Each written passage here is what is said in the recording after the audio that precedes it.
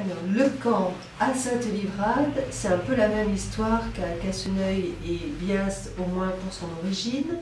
Et c'est vraiment le jumeau de Bias pour la succession des diverses populations que l'on voit jusqu'à 1950. Hein.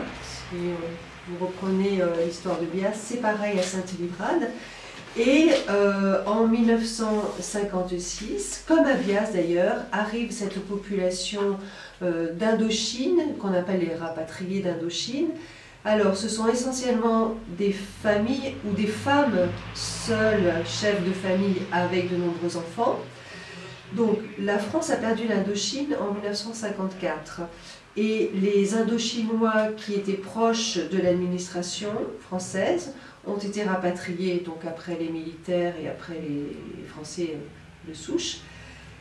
Ces femmes-là, en fait, ont donné naissance à des enfants eurasiens. Pourquoi? Parce qu'il y avait en Indochine des Français qui travaillaient ici ou là, et il y avait des militaires. Et ces femmes ont eu des liaisons avec donc des fonctionnaires français et avec des militaires. Les militaires, ils n'étaient que de passage, ils étaient là en mission, donc ils ont fait des enfants. Certains ont reconnu les enfants. Hein, pour l'administration française, ces enfants ont un père français, mais ils sont rentrés chez eux et ils avaient déjà une vie d'ailleurs, peut-être avec des enfants. Donc la femme a été abandonnée avec ses enfants. L'essentiel pour elle et ses enfants, c'est qu'il y avait eu déjà une reconnaissance paternelle et que donc ils avaient accès au rapatriement vers cette métropole dont ils ne connaissaient rien, mais dont ils espéraient tout, puisqu'il faut savoir qu'à partir de 1954, le nord de l'Indochine ayant été envahi par Ho Chi Minh et ses troupes, donc la population du nord est descendue vers le sud et a été cantonnée dans des camps pendant 2 ans avant le rapatriement en métropole. Donc ces populations-là ont subi un double exil et il y a environ 1200 personnes qui sont arrivées en février 1956 à Sainte-Livrade et sur ces 1200, il y avait environ 750 enfants. Donc vous imaginez que 750 enfants ne pouvaient pas être scolarisés dans les écoles de Sainte-Livrade, on ne peut pas pousser les murs, donc ils ont été scolarisés à l'intérieur du camp.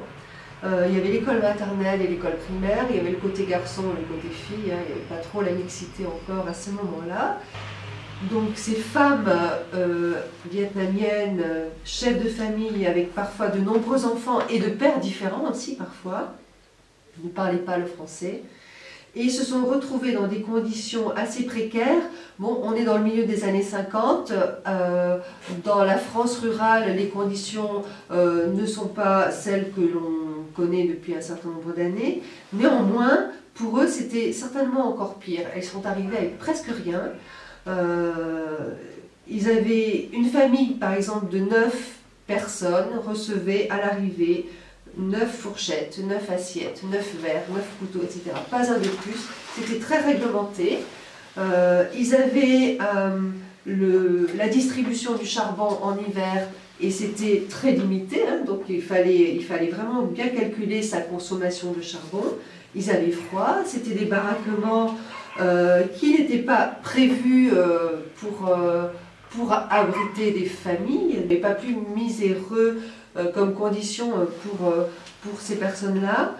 On a toujours donné un caractère provisoire à ces camps et de façon très ambiguë et hypocrite, puisqu'on savait qu'on y plaçait là des familles qui ne s'en sortiraient pas. C'était en tout cas ce qui était l'état d'esprit de l'administration à ce moment-là. Le camp, à partir de 2008, a commencé à subir une démolition pour la plupart des baraques.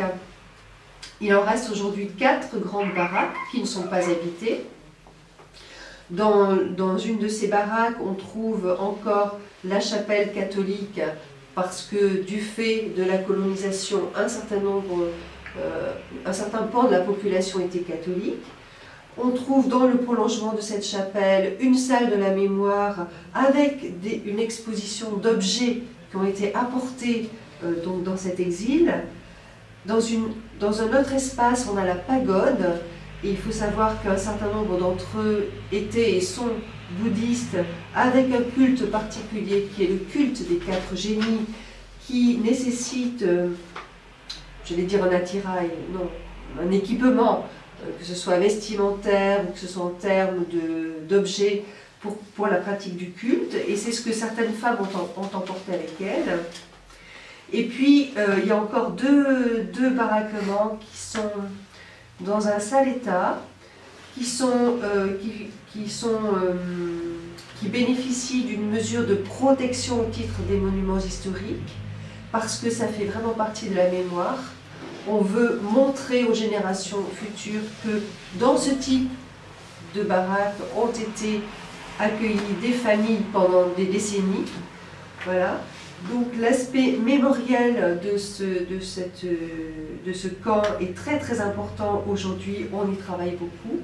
Et puis progressivement la démolition de 2008 a fait place à des logements, à des pavillons HLM qui ont une petite une connotation asiatique hein, dans leur architecture, y compris dans le nom des rues.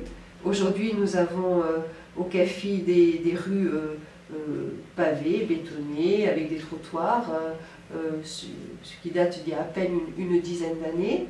Et l'ancien camp du Moulin du Lot est devenu aujourd'hui un quartier de Sainte-Livrade.